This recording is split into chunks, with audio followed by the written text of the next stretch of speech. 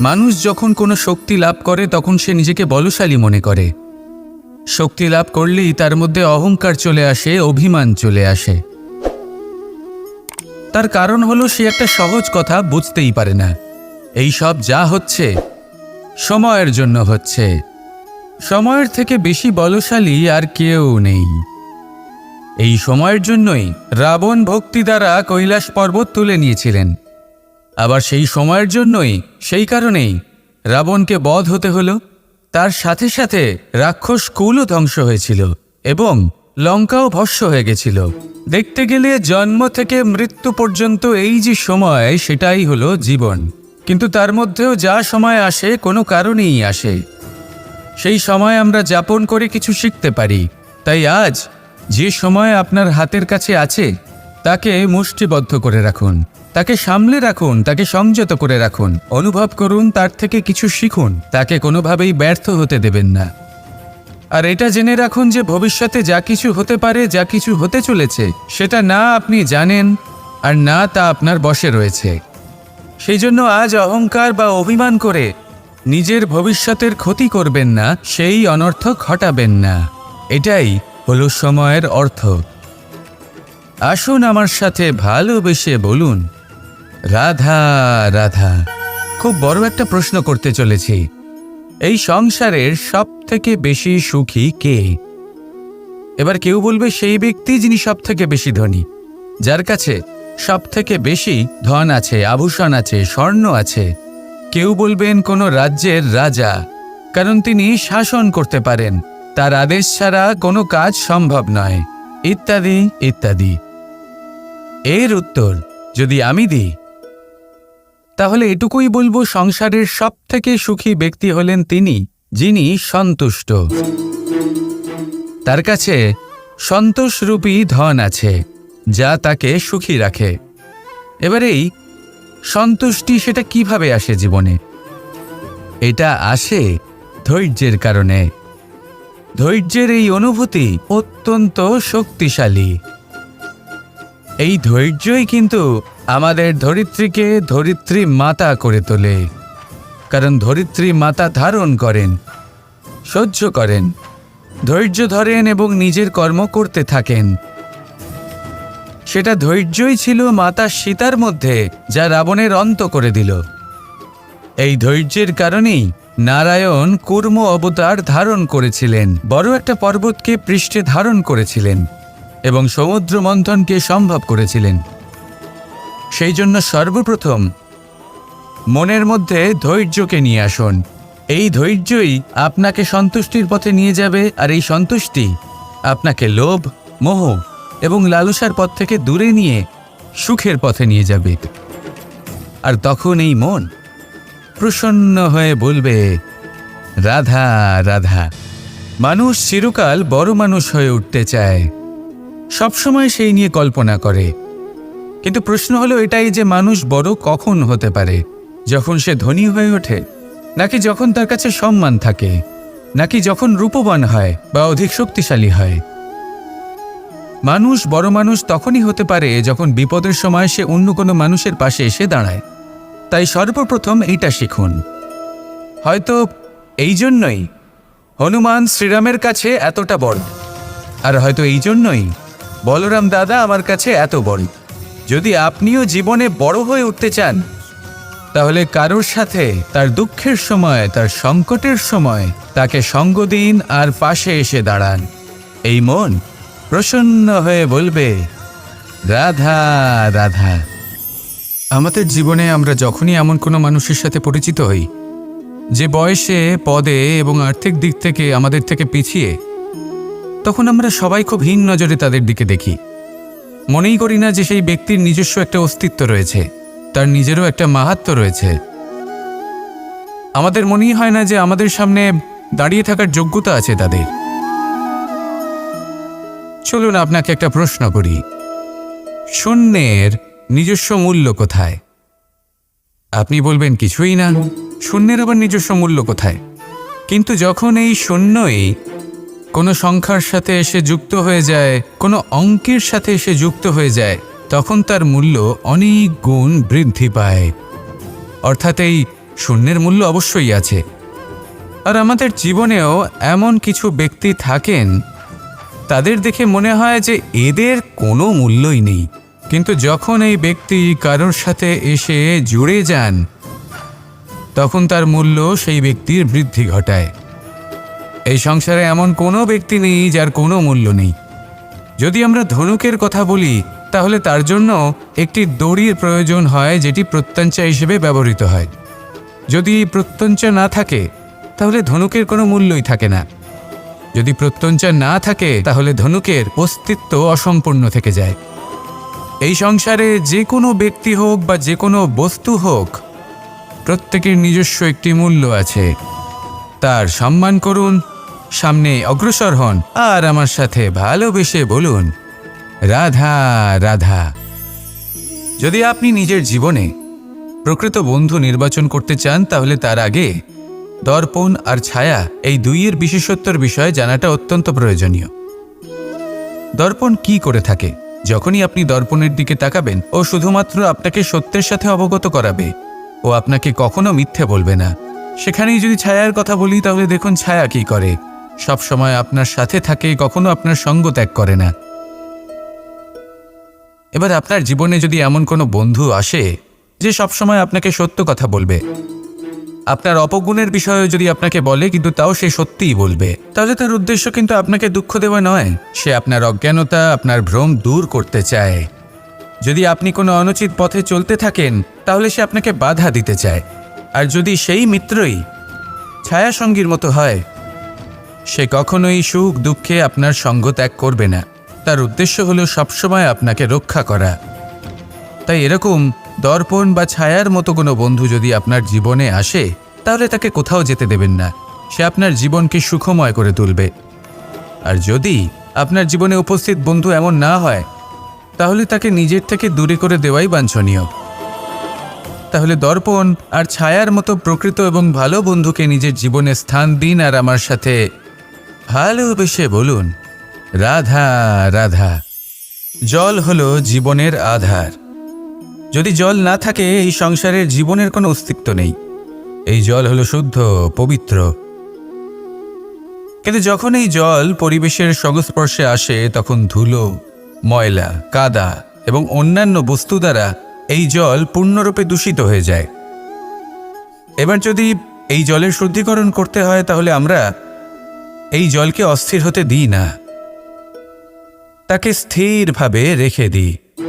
আর সেটা করলে সেই জল নিজে থেকেই সকল অশুদ্ধি ত্যাগ করে দেয়, নিজে থেকেই নিজেকে শুদ্ধ করে তোলে। এটা কিন্তু আমাদের মনের সাথেও হয়ে থাকে। এই সংসারে এত সমস্যার সম্মুখীন হয়েও কোথাও না কোথাও আমাদের এই মন মলিন হয়ে যায়, এতে নেতিবাচক ভাব জাগ্রত হয়। সেই মুহূর্তে আপনি কোনোভাবে রাগ করবেন না, মন খারাপ করবেন না, তাড়াতাড়ি কোনো সিদ্ধান্ত নেবেন না, কোনো প্রতিক্রিয়া দেবেন না।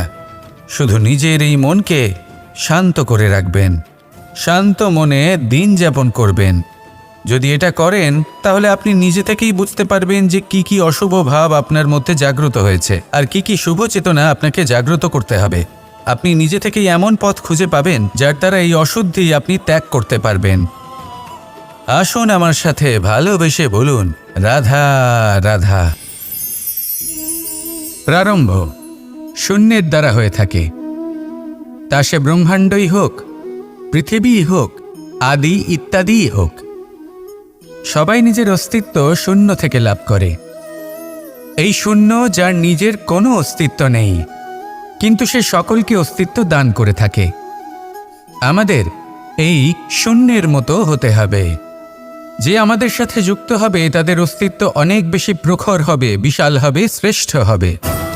কিন্তু যেই আমরা তাদের থেকে দূরে যাব তারা আমাদের উপস্থিতির আভাস পাবে, আমাদের গুরুত্ব বুঝতে পারবে। শূন্যই হলো সূত্রপাত, শূন্যই হলো সমাপ্তি। শূন্যকে কেউ যতই ছোট মনে করুক কিন্তু এই শূন্য অত্যন্ত গুরুত্বপূর্ণ। তাই এই শূন্যের মতো হয়ে উঠুন আর আমার সাথে ভালোবেসে বলুন রাধা রাধা। এই জীবন আসলে কি? আমরা কারা? আমাদের অস্তিত্ব আসলে কি? পঞ্চতত্ত্ব দ্বারা নির্মিত আমাদের এই শরীর। আর এর মধ্যে পরমাত্মার একটি অংশ আত্মারূপে বসবাস করে। আর যখন এই জীবন সমাপ্ত হবে তখন আমাদের আবার এই পঞ্চতত্ত্বের মধ্যে বিলীন হয়ে যেতে হবে। এটাই সত্য। এবার অনেক মানুষ আছেন এমন অনেক চেষ্টা করতে থাকেন এমন কর্ম করার যাতে এই সংসার তাদের চিরস্মরণীয় করে রাখবে। কিন্তু এই জীবন আসলে কি? সেই সময় যখন আমরা নিঃশ্বাস নিই, আমাদের হৃৎস্পন্দন হয়, আমরা যে মুহূর্তগুলো যাপন করি, এবার এই মুহূর্তগুলিতে আমরা কি করব সেটা অত্যন্ত গুরুত্বপূর্ণ। আমরা কি অহংকার করব নাকি পরোপকার করব? এই সৃষ্টিকে বেঁধে রাখার চেষ্টা করব নাকি নিজেকে উন্নত করে তোলার চেষ্টা করব? এটাই শিক্ষা যে বল হোক বা কায়া, এর প্রতি আমাদের না অহংকার করা উচিত আর না মোহ। শুধু প্রত্যেকটা মুহূর্ত প্রেমময় হয়ে বাঁচুন আর ভালোবেসে বলুন রাধা রাধা। প্রয়াস, পরিশ্রম, এই শব্দগুলি শুনতে হয়তো ছোট মনে হয়, কিন্তু এর মূল্য অনেকটাই অধিক। এবার প্রয়াসও কিন্তু দুই ধরনের হয়। একটা প্রয়াস তাই যা আমরা নিজের মন থেকে, অন্তর থেকে সমগ্র শক্তি দিয়ে করার চেষ্টা করি। এবারে এই প্রয়াস প্রচেষ্টার নামান্তর। কিছু প্রয়াস এমনও হয় যেমন দ্রুত ক্রীড়া খেলা। মানুষ বলেন আজ একটু প্রয়াস করি, একটু দ্রুত ক্রীড়া খেলেই দেখি, যদি বিজয়ী হই তবে ভালো ব্যাপার, যদি না হই তবে আর কখনো খেলবো না। এটাও কিন্তু প্রয়াস, কিন্তু এই প্রয়াস পরিশ্রম নয়। পাণ্ডবদের দেখুন, ওনারা যখন পরিশ্রম করেছিলেন তখন খাণ্ডবপ্রস্থকেও ইন্দ্রপ্রস্থ বানিয়েছিলেন। দ্রুত ক্রীড়া খেললেন, সেই মুহূর্তেই ইন্দ্রপ্রস্থ হারিয়ে ফেললেন। পরিশ্রম করলেন, সগৌরবের রাজা হলেন। দ্রুত ক্রীড়া খেললেন, তখন এক মুহূর্তে রাজা থেকে নিঃস্ব হয়ে গেলেন। সারমর্ম এটাই যে দ্রুত ক্রীড়া কখনো কখনো আপনার মিত্র হতে পারে, কখনো সে আপনাকে বিজয়ী করতে পারে, কিন্তু প্রয়াস এবং পরিশ্রম যখন একসাথে মিলিত হয় তখন তা সর্বদাই আপনার সাথে থাকে। প্রয়াস করতে থাকুন, পরিশ্রম করতে থাকুন, আর আমার সাথে ভালোবেসে বলুন রাধা রাধা। আমি এইভাবে প্রত্যেক দিন নিজের সাথে কিছুটা সময় অতিবাহিত করি, সুচিন্তা করি, কারণ আমি এটা মনে করি যে আমার প্রতিদ্বন্দ্বী অন্য কেউ নয় বরং আমি নিজেই। আর আমি চেষ্টা করি যে আমি যেন নিজেকে নিজের থেকে বেশি শ্রেষ্ঠ করে তুলতে পারি। তাই প্রতিদিন আমি আকলন করি নিজের কর্মের, যে কাল আমি কি উচিত করেছি কি অনুচিত করেছি, যে ভুল আমি করেছি তা আজকে কি করে শুধরে নিতে পারি। যে শ্রেষ্ঠ কর্ম আমি কাল করেছি আজও সেই শ্রেষ্ঠ কর্ম আমাকে করতে হবে। শুধু এই প্রক্রিয়াতেই আমি নিজেকে শ্রেষ্ঠ ব্যক্তি, শ্রেষ্ঠ রাজা, একজন শ্রেষ্ঠ পিতা, পুত্র করে তুলি। এইভাবেই আমি একজন শ্রেষ্ঠ মানুষ হয়ে উঠি। আপনিও এই কথা মনে রাখবেন যে আপনার প্রতিস্পর্ধা অন্য কারোর সাথে নয় বরং নিজের সাথে। তাই নিজের কর্মের আকলন করুন, নিজের মধ্যে যে দোষ আছে তা ত্যাগ করুন, নিজেকে শুধরে ফেলুন। এই মন সবসময় সুপ্রসন্ন থাকবে এবং লক্ষ্য প্রাপ্ত করে বলবে রাধা রাধা।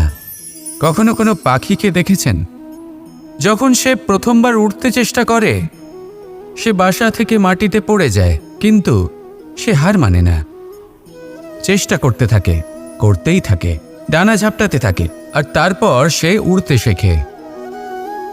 গোল শালগ্রাম শিলাকে দেখুন, পর্বত থেকে খসে পড়ে, ধাক্কা খায়, জলের প্রবাহ দ্বারা ঘর্ষিত হয়, তারপরে তা শালগ্রামে পরিণত হয়।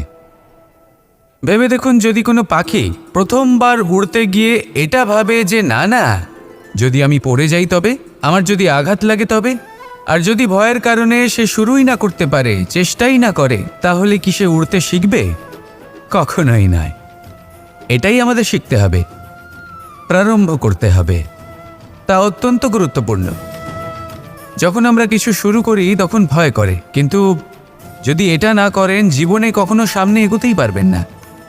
হতেই পারে প্রারম্ভ করার পরে আপনি পড়ে যাবেন, বারবার নিচে পড়ে যাবেন, কিন্তু যদি নিরন্তর চেষ্টা করতে থাকেন তাহলে একদিন না একদিন আপনি অবশ্যই সফল হবেন। এই শুরু করাটাই সব থেকে বেশি কঠিন। এর দ্বারা ভয়ভীত হবেন না। আসুন আর আমার সাথে ভালোবেসে বলুন, রাধা রাধা। এই সংসারে নির্মাণের বিষয়ে জ্ঞান লাভ করার পূর্বে ধ্বংসের বিজ্ঞান বুঝে নেওয়াও খুব প্রয়োজনীয়। যখনই আমরা ব্যায়াম করি তখন কি হয়? আমাদের পুরনো মাংসপেশি নষ্ট হয়ে যায় এবং সেই মাংসপেশির স্থানে আমরা নতুন মাংসপেশির নির্মাণ করে থাকি। যেমন একটা নতুন ইমারত গড়ে তোলবার পূর্বে পুরাতন ইমারতকে ভঙ্গ করে দিতে হয়, তবেই তো সেই স্থান সজীব হবে, ঠিক কিনা? এবারে জ্ঞান এবং বিজ্ঞান ছাড়াও এমন কিছু আছে যা কিনা অত্যন্ত গুরুত্বপূর্ণ। তা হলো সীমা পার করে যাওয়া। এই যে সীমা, এই যে নিয়ম, তা মানুষের জন্যই বানানো, তাকে নিয়ন্ত্রণ করার জন্য তৈরি করা হয়েছে। এমন অনেক সীমা, এমন অনেক নিয়ম মানুষের জন্য অত্যন্ত মঙ্গলকারী। কিন্তু কিছু এমন সীমা আছে, কিছু এমন নিয়ম আছে যা মানুষের লঙ্ঘন করে যাওয়া অতি আবশ্যক। যতক্ষণ না এই সীমা লঙ্ঘন করছেন, নিজের নতুন অস্তিত্বকে খুঁজেই পাবেন না, সেই স্থানে পৌঁছতেই পারবেন না যেখানে সংসার তাকে চিরস্মরণীয় করে রাখবে। সেই জন্য জীবনে যাই করবেন, সীমা অতিক্রম করে যান। যদি পরিশ্রম করেন তাহলে সীমা অতিক্রম করে পরিশ্রম করুন। যদি লক্ষ্যের দিকে অগ্রসর হন তাহলে সীমা অতিক্রম করে অগ্রসর হন। কোনো সীমারেখা যাতে না থাকে, সেই সর্বোচ্চ স্থান দেখুন এবং অগ্রসর হন। এই সংসারে অগ্রসর হওয়ার জন্য এই সীমারেখা বুঝে নেওয়া এবং তা অতিক্রম করার জ্ঞান লাভ করা প্রয়োজনীয়। আসুন আমার সাথে ভালোবেসে বলুন, রাধা রাধা। জ্যোতিষ একটা বিদ্যা, এ হলো একটা বিজ্ঞান। যে নক্ষত্র দশায় আপনি জন্মগ্রহণ করেছেন, যে স্থানে আপনার জন্ম হয়েছে, এগুলো আপনার জীবনের দিশা স্থির করার ক্ষেত্রে গুরুত্বপূর্ণ ভূমিকা পালন করে। কিন্তু যে রাশিতে আপনি জন্ম নিয়েছেন আর আপনার যা নাম স্থির হয়েছে, সেটা আপনার ভবিষ্যৎ নির্ধারণ করবে তা আবশ্যক নয়। রা দিয়ে রাম এবং রা দিয়ে রাবণ, এই দুজনের রাশি সমান ছিল, কিন্তু একজন নিজের শক্তির দুর্ব্যবহার করলেন। স্বর্ণ লঙ্কার অধিপতি রাবণ, চতুর্দিকে বিজয়ী হওয়া সেই ব্যক্তি নিজের পতনের সম্মুখীন হলেন। শ্রীরাম রাবণকে বধ করলেন। শ্রীরাম, যিনি নিজের কর্ম দ্বারা, নিজের পরিশ্রম দ্বারা ঈশ্বর উপাধি লাভ করেছিলেন, 14 বছরের বনবাস ভোগ করলেন, আর যখন বিপদে পড়লেন তখনও নিজের রাজ্যের সাহায্য নিলেন না। বনের মধ্যে নিজে বানর এবং ভাল্লুকদের নিয়ে একটি সেনাবাহিনী গড়ে তুললেন এবং রাবণকে তার কুকর্মের শাস্তি দিলেন। তাই সর্বদা এটা মনে রাখবেন, আপনার খ্যাতি, আপনার ভবিষ্যৎ আপনার কর্ম নির্ধারণ করে, আপনার রাশি নয়। তাই সবসময় শ্রেষ্ঠ কর্ম করুন আর আমার সাথে ভালোবেসে বলুন, রাধা রাধা। প্রজাপতি দেখেছেন? কি সুন্দর হয়, তাই না? এই প্রজাপতি, ওদের দিকে তাকালে নিজের অজান্তেই নিজের মুখে হাসি ফুটে ওঠে। কিন্তু এই প্রজাপতি জন্ম থেকেই এমন দেখতে হয় না। জন্ম থেকে এদের কাছে ডানা থাকে না, এরা উড়তেও পারে না। যখন একটি প্রজাপতি জন্ম নেয় তখন প্রথমে ডিম অবস্থায় থাকে সে। আস্তে আস্তে সেই কবচ সে ভেঙে ফেলে, খুব পরিশ্রম করতে হয় তাকে। তারপর কীটের আকার ধারণ করে সে চলতে থাকে, অনেক কষ্ট সহ্য করতে হয়, অনেক পরিশ্রম করতে হয়। তারপর তার রূপ বদলে যায়, তারপরে তার ডানা গজায়, তারপরে সে উড়তে পারে। এই নিরন্তর পরিশ্রমই সাফল্যের মূল মন্ত্র হয়। কখনো কখনো প্রতিভাও কম পড়ে যায় যদি নিরন্তর পরিশ্রম না করা হয়, যদি সমর্পণের ভাব মনে না থাকে, দৃঢ় নিষ্ঠা না থাকে। আর কখনো কখনো সেই ব্যক্তি যার মধ্যে বিশেষ প্রতিভা থাকে না, সেই ব্যক্তি নিরন্তর পরিশ্রম করে, নিজের মনে সমর্পণের বোধ জাগিয়ে তোলে, দৃঢ় নিষ্ঠার সাথে কর্ম করে আর সাফল্য লাভ করে। সেই জন্য আপনি জীবনে যেখানেই পৌঁছে যান না কেন, নিরন্তর পরিশ্রম করতে থাকুন। তবেই আপনার ভবিষ্যৎ রঙিন প্রজাপতির মতন গগনচুম্বী হবে। তবেই এই সংসার আপনাকে দেখবে এবং নিজের অজান্তেই এই সংসার নিজের মুখে হাসি ফুটিয়ে তুলবে এবং এই সংসার আমার সাথে ভালোবেসে বলবে, রাধা রাধা। আপনি কখনো কাউকে পর্বতে আরোহণ করতে দেখেছেন? বা আপনি কখনো নিজে কোনো পর্বতে আরোহণ করেছেন? করে থাকলে আপনি এই বিষয়ে অবশ্যই জানবেন যে যখন আমরা শিখরের দিকে এগোই, ওপরের দিকে এগিয়ে চলি, তখন আমাদের একটু ঝুঁকে পথ চলতে হয়। তখনই আমরা সেই পর্বত আরোহণ করতে পারি। কিন্তু যে ব্যক্তি নিচের দিকে ফিরে আসছেন, তিনি কিন্তু ঝুঁকে চলেন না, তিনি দৃঢ়ভাবে সোজা হয়ে নিচে নামেন। এই ভারসাম্য বজায় রাখার এই খেলাতে সংসারের একটা সার লুকিয়ে রয়েছে। যদি আপনিও জীবনে উঁচুতে উঠতে চান, শিখরে পৌঁছতে চান, তাহলে আপনাকেও নত হয়ে বিনম্র হয়ে সামনে এগোতে হবে। সেখানে যদি আপনি বুক চিতিয়ে উদ্ধতভাবে অহংকার বোধ নিয়ে চলতে থাকেন, সেখান থেকেই আপনাকে নিচে নামতে হবে। কোনো ব্যক্তি তার বিনম্র স্বভাব দেখেই বোঝা যায় যে সেই ব্যক্তি সাফল্যের শিখর দেশে আরোহণ করছে নাকি নিচে তথা খাদের দিকে যাত্রা করছে।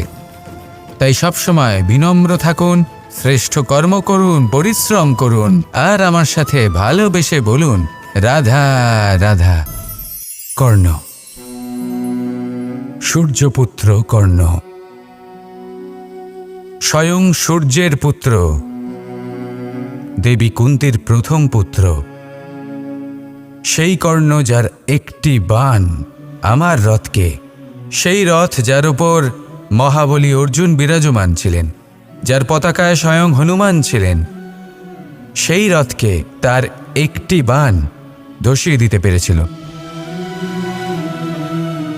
দৈব কবচ কুণ্ডলধারী কর্ণ, সেই কর্ণ যুদ্ধক্ষেত্রে নিজের সমাপ্তির সম্মুখীন হলেন। কারণ কি ছিল? নির্বাচন। দুর্যোধনের সাথে বন্ধুত্ব রাখার জন্য তার অনুচিত কর্মে কোনোদিন কোনো প্রতিবাদ করেননি, তাকে সঙ্গ দিয়েছেন এই নির্বাচন। যখন দ্রৌপদীর বস্ত্রহরণ হচ্ছিল, তখন তাকে বাধা দেওয়ার বদলে নীরব থাকার নির্বাচন, তার বিরোধিতা কখনো না করার নির্বাচন, এই নির্বাচনই কারণ হয়ে দাঁড়ালো কর্ণের পতনে। এই সংসারে সবার উপকার আপনি স্বীকার করতে পারেন, তাকে সম্মানও করতে পারেন, কিন্তু তার সামনে এতটাও নত হবেন না যে নিজের অন্তর্মনের কথাটা আপনি শুনতে না পান। নির্বাচন যদি ধর্মসঙ্গত হয়, তবেই তা শুভ হয়। আসুন আমার সাথে ভালোবেসে বলুন রাধা রাধা। মানুষ ছোট হোক বা বড়, রাজা হোক বা দরিদ্র, সমস্ত মানুষের মধ্যে একটা সামঞ্জস্য থাকে। সমস্ত মানুষের কাছে তার প্রশংসা অত্যন্ত গুরুত্বপূর্ণ। সে খুবই প্রসন্ন হয় যদি আপনি তার প্রশংসা করেন, কিন্তু আপনি যদি তাকে এটা বলেন যে এটা তোমার ভুল ছিল, তোমার কিছু খামতি ছিল, তখন সেটা সে মানতে রাজিই থাকে না। সব মানুষ এটা শুনতে পছন্দ করে যে সে যেটা করেছে সেটাই সর্বোত্তম। এবার আমি আপনাকে একটা কথা বলি, এই হলো নিন্দা, এই হলো প্রশংসা, আর এই হলো সত্য, যা সবার থেকে উচ্চস্থানীয়। সেই জন্য মানুষ আয়না দেখে। আয়না তাকে তার সৌন্দর্য দেখায় না, তাকে দেখায় যা সত্য, যাতে মানুষ আরও সুন্দর হওয়ার চেষ্টা করতে থাকে। তাই আয়না অত্যন্ত গুরুত্বপূর্ণ সত্যকে জানার জন্য। জীবনে নিন্দুকের মাহাত্ম্য প্রশংসকের মাহাত্ম্যের থেকে অনেক বেশি। কেন? কারণ তারা আপনাকে আপনার খামতি দেখায়, আপনার ভুলগুলো বুঝিয়ে দেয়, আপনাকে একটা সুযোগ দেয় নিজেকে শুধরে নিতে, নিজেকে আরও শ্রেষ্ঠ করে তুলতে, যা প্রশংসক করতে পারে না। তাই জীবনে যদি কখনো নিন্দা করা হয়, তাকে ভালোবেসে গ্রহণ করুন, ধন্যাত্মক রূপে গ্রহণ করুন। যদি নিজেকে কোনো শিক্ষা দেওয়া সম্ভব হয় তাহলে অবশ্যই দিন। দেখবেন মন প্রসন্ন হয়ে বলবে রাধা রাধা। জীবনে কখনো সাফল্য আসে, আবার কখনো অসফলতা, কখনো আশা পাওয়া যায়, কখনো নিরাশা, কখনো জয়লাভ করি, আবার কখনো পরাজয়। এর পেছনের কারণটা জানা অত্যন্ত প্রয়োজনীয়। যদি আমি পরাজয়ের কথা বলি, যখনই আমরা পরাজয় লাভ করি আমরা ভাবতে থাকি যে এমন কেন হলো? আমাদের শত্রু কি বেশি শক্তিশালী ছিল, নাকি আমাদের নীতিতে কোনো খামতি ছিল? এই সমস্ত কারণের পেছনে খুব বড় একটা কারণ থাকে, আর সেই কারণ আমাদের অন্তরে সুপ্ত থাকে। ধরে নিন একটা পথ, তাতে আপনি চলছেন। সেই পথ কাঁটায় পরিপূর্ণ, কিন্তু আপনি পাদুকা পরে রয়েছেন আর আপনি হেঁটে সামনে এগিয়ে যান। এবার এমন একটা পথ এলো যা পুষ্পে ঢাকা, আর আপনি পাদুকা পরে রয়েছেন, কিন্তু আপনার পাদুকাতে একটা পাথর আটকে গেল। তখন দু পা হাঁটাও খুব কঠিন হয়ে পড়ে। এই সংসারের যে কোনো শক্তি আপনাকে পরাস্ত করার পূর্বে আপনি জানেন কে আপনাকে পরাস্ত করতে পারে? আপনার অন্তরের দুর্বলতা, আপনার অন্তরের সেই সুপ্ত শত্রু। আর সেই জন্য ইতিবাচক মনোভাব গুরুত্বপূর্ণ হয়ে পড়ে। ভালো মানুষদের সাথে থাকুন, সৎসঙ্গে থাকুন, বন্ধুত্ব করুন, ভালোবাসুন। এই ভালোবাসা এত শক্তিশালী এক অস্ত্র যাকে ব্রহ্মাস্ত্রও পরাস্ত করতে পারে না। এই সমস্যারূপী পাথর কিছুই নয়। আসুন আমার সাথে ভালোবেসে বলুন, রাধা রাধা। মানুষের দুটো রূপ রয়েছে। এক, আমাদের এই মুখ, যা শুধুই চোখে দেখা যায়। আর দ্বিতীয়, আমাদের এই মন, যা শুধুমাত্র অন্তরাত্মা দ্বারা দেখা যায়। এবার আমাদের এই মুখ, তা ঈশ্বর সকলকেই আগে থেকেই প্রদান করেছেন। কিন্তু এই মন কেমন হবে তা আমাদের জীবনের অনুভূতি এবং আমাদের জীবনের লক্ষ্য এগুলি সুনিশ্চিত করে। অর্থাৎ নেত্র দিয়ে দেখা যায় আমাদের এই মুখ, তা শুধুই এই কারণে প্রয়োজন যাতে সংসার আমাদের দেখতে পায়, আমাদের চিনতে পারে। কিন্তু যদি এই সংসারে আপনি প্রকৃত অর্থে মান সম্মান লাভ করতে চান, তাহলে নিজের অন্তরাত্মাকে আপনাকে বিকশিত করতেই হবে। দেখুন, কথায় আছে এই যে অসুর, তা শারীরিকভাবে উপস্থিত নয়, তা মনের মধ্যে থাকে। যদি এই মন থেকে অসুরকে বের করে দেওয়া যায়, তাহলে শরীরে তা উপস্থিত থাকবেই না। তাই মনকে শুদ্ধ করুন আর আমার সাথে ভালোবেসে বলুন, রাধা রাধা। মানুষ যখনই একে অপরের সামনে নিজেদের হৃদয়ের ভাবনা প্রকাশ করে, তখন এক অত্যন্ত প্রভাবশালী মাধ্যম তারা ব্যবহার করে, যাকে ভাষা বলা হয়। এবার আমি দেখেছি যে একজন মানুষ অনেকগুলো ভাষাতেই নিপুণ। আমি এটাও দেখেছি যে মানুষ অনেকগুলো ভাষায় কথা বলে, কখনো কখনো অনেক ভাষা মিলিত করে তার প্রয়োগ করে, উচিত প্রকারে তাকে ব্যবহার করে না, না সেটাকে সম্মান করে, আর না ভাষাকে শুদ্ধ রাখে। আর এটা হলো অনুচিত। যদি ভাষাকে শুদ্ধ রাখেন, তাহলে ভাষা আপনার চরিত্রকে শুদ্ধ রাখবে, তা আপনার একাগ্রতা বাড়িয়ে তুলবে। এই প্রত্যেক ধ্বনিকে অনুভব করে যদি আপনি শব্দের উচ্চারণ করেন, ভাষাকে প্রয়োগ করেন, তাহলে আপনিও আনন্দ পাবেন, আর যিনি শুনছেন সেই ব্যক্তির কানেও মধুর শব্দ বাজবে। তাই মনে রাখবেন, যে ব্যক্তি ভাষার পবিত্রতাকে সম্মান করে, তাকে সংসারও সম্মান করে। ভাষাকে শুদ্ধ এবং পবিত্র রাখুন, তাহলে ভাষা আপনার চরিত্রকেও শুদ্ধ এবং পবিত্র রাখবে। আর এই মন সুপ্রসন্ন হয়ে বলবে, রাধা রাধা। এ হলো রামায়ণের সময়কালের কথা। সেতু নির্মাণ করার কাজ চলছিল।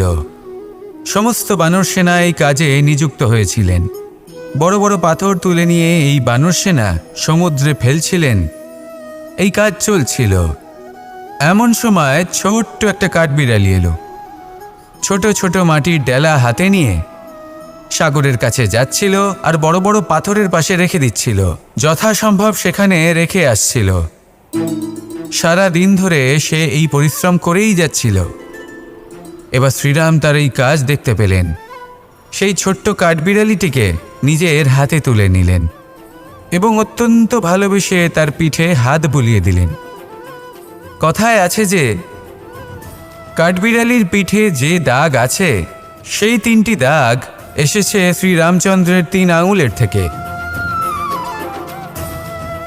যে কাজ আপনি করছেন তাতে সমস্ত শক্তি প্রয়োগ করুন, যতটা আপনার সামর্থ্য রয়েছে।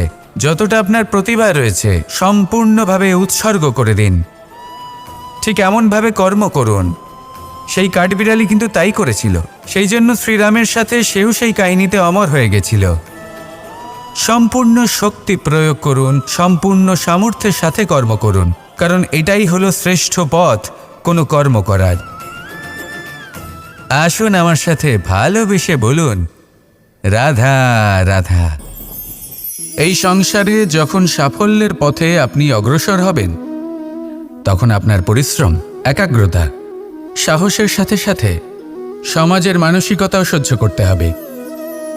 প্রত্যেক ব্যক্তি কিছু না কিছু ভাবেন, কিছু না কিছু বলেন। কিছু মানুষ এমন আছেন যারা ভাববেন যে আপনি কিছুই করতে পারবেন না। তারা আপনার নিন্দা করবেন, আর এই নিন্দার কথা ভেবেই আমরা ভয়ভীত হয়ে পড়ি। সেই কারণে নিজেদের আশা, নিজেদের বিশ্বাস হারিয়ে ফেলি। এবার যদি সেই নিন্দার ভয়ে আমরা লক্ষ্যচ্যুত হই, তাহলে সেটা অনুচিত। সেই জন্য জীবনে শুধু পরিশ্রম করতে থাকুন, সামনে এগোতে থাকুন। যেই দিন আপনি আপনার লক্ষ্য লাভ করবেন, সেই প্রত্যেক ব্যক্তি যারা নিন্দা করছিলেন তাদের দৃষ্টি আপনা থেকেই পাল্টে যাবে, ঠিক কিনা? এই সংসারকে যা প্রাণ চায় তাই বলতে দিন। যদি আপনি কারোর কথা শুনতে চান, তাহলে নিজের অন্তরের কথা শুনুন। সেটাই আপনাকে উচিত পথে নিয়ে যাবে। সামনে অগ্রসর হতে থাকুন, পরিশ্রম করুন। এমন একটা দিন আসবে যেদিন এই নিন্দুক ব্যক্তিরা আপনার লক্ষ্য প্রাপ্তির উদাহরণ সবাইকে দেবে। আসুন আমার সাথে ভালোবেসে বলুন, রাধা রাধা।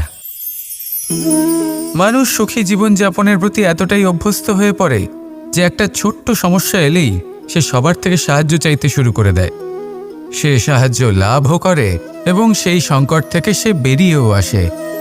কিন্তু এই সাহায্য কিছু মুহূর্তের, আর কিছু মুহূর্তের হলো এই দুঃখ। এই দুই মুহূর্তের সাহায্যের জন্য আজীবন আপনি তার কাছে ঋণী হয়ে থাকেন।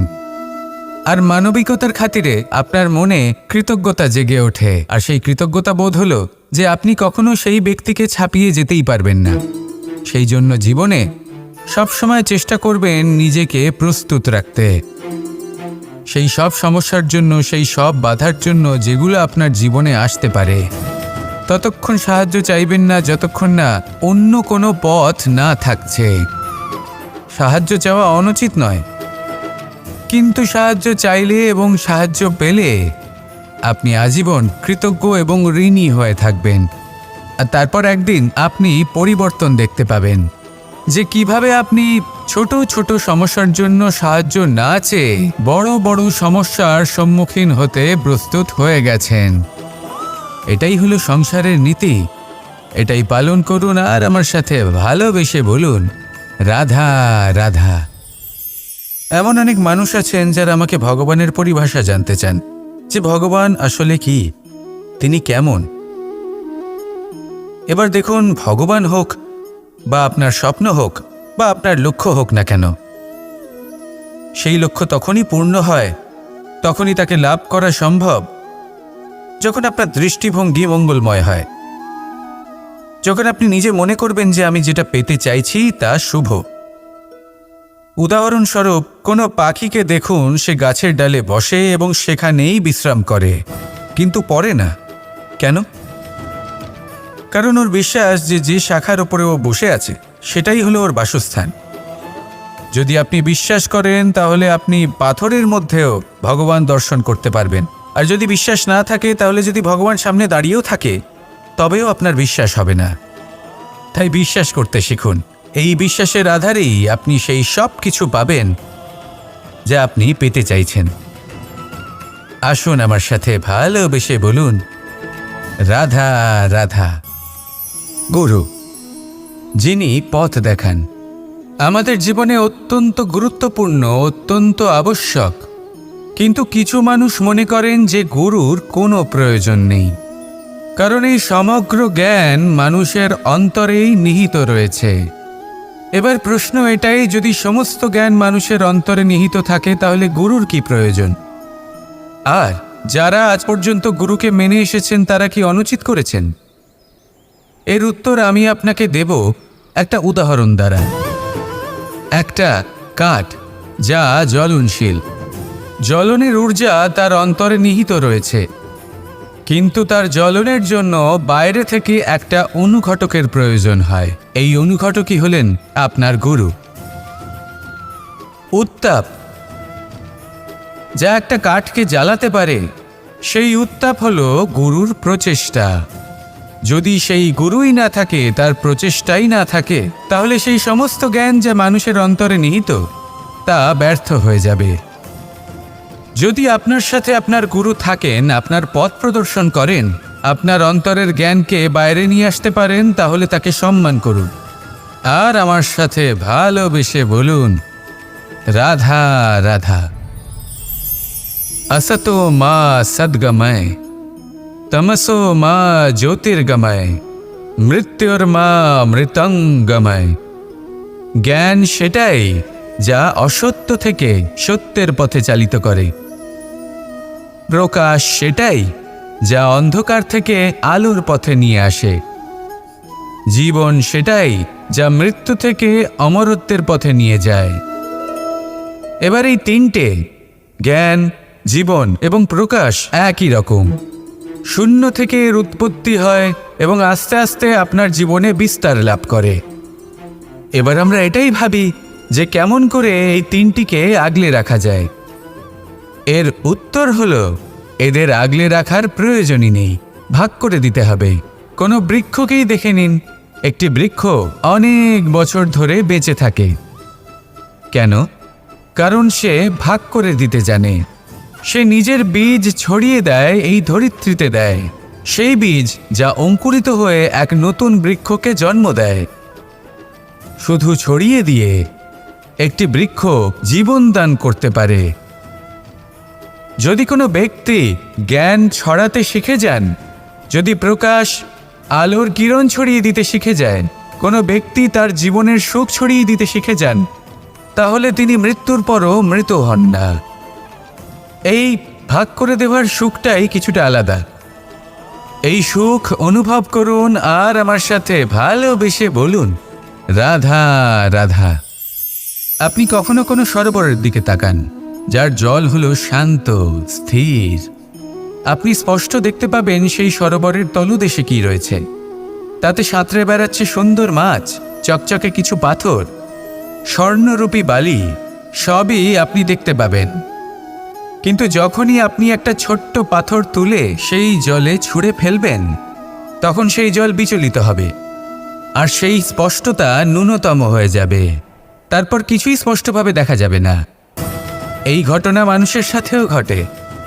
মানুষ যদি বিচলিত হয়ে পড়ে, তখন সে বুঝতে পারে না যে বর্তমানে কি হয়ে চলেছে আর ভবিষ্যতে কি করা উচিত। কিন্তু সেই মানুষ যদি শান্ত থাকেন, স্থির থাকেন, ধন্যাত্মক থাকেন, তাহলে নিশ্চিত রূপেই বুঝতে পারবেন যে বর্তমানে কি করতে হবে আর ভবিষ্যতে কি করতে হবে। তাই নিজের মধ্যে সেই স্থিরতা আনুন, সেই ধৈর্য ধরুন, নিজেকে শান্ত রাখুন আর সবার মধ্যে ভালোবাসা ছড়িয়ে দিন। এই মন প্রসন্ন হয়ে বলবে, রাধা রাধা। সম্পর্ক এ হলো এক বন্ধন যা আমাদের এক সূত্রে বেঁধে রাখে। কিন্তু এমন কিছু ব্যক্তি থাকেন যারা এই সম্পর্কের বিষয়ে নিজস্ব একটা ধারণা করে ফেলেন যে সম্পর্ক এরকম হওয়া উচিত, সম্পর্ক সেরকম হওয়া উচিত। আমি এই সম্পর্কের জন্য কত কিছু করেছি এই ব্যাখ্যা করতে থাকেন আর তার বদলে অনেক কিছু প্রত্যাশাও করেন। কিন্তু সত্য হলো এটাই যে সব সম্পর্ক একরকমের হয় না, কিন্তু প্রত্যেক সম্পর্কের একটা বিশেষত্ব থাকে। যেমন চোখ আর নাকের এই সম্পর্ককেই দেখুন। চোখের সব থেকে কাছে কে আছে? নাক আছে। কিন্তু এই চোখ দিয়ে এই নাককে আমরা দেখতেই পাই না। তবে কি ধরে নেব এই সম্পর্কের কোনো মূল্য নেই? এমনও নয়। ঠিক এইভাবেই যদি কোনো ব্যক্তি তার আবেগ আপনার কাছে ব্যক্ত করতে না পারেন বা প্রকট করতে না পারেন বা আপনাকে বোঝাতে না পারেন, তাহলে তার মানে এটা নয় যে তার সাথে আপনার সম্পর্কের তিক্ততা রয়েছে। এমনটা কখনোই নয়। শুধু চোখ আর নাকের এই সম্পর্কের মতোই হলো আমাদের জীবনে আমাদের আপনজনের সাথে সম্পর্ক। যদি কারোর ব্যবহার আপনার প্রতি অনুচিত হয়, বা যদি কেউ অনুপস্থিত থেকে থাকে বা কেউ যদি আপনাকে বুঝতে না পারেন, তাহলে তার অর্থ এটা নয় যে আপনি সেই সম্পর্ক ভেঙে ফেলবেন। বুঝুন, আপনার জীবনে তার গুরুত্ব কোথায় আর তার জীবনে আপনার। সম্পর্ক গড়ে তুলুন, তাকে পালন করতে শিখুন, একসাথে মিলে চলুন। এই মন সুপ্রসন্ন হয়ে বলবে, রাধা রাধা।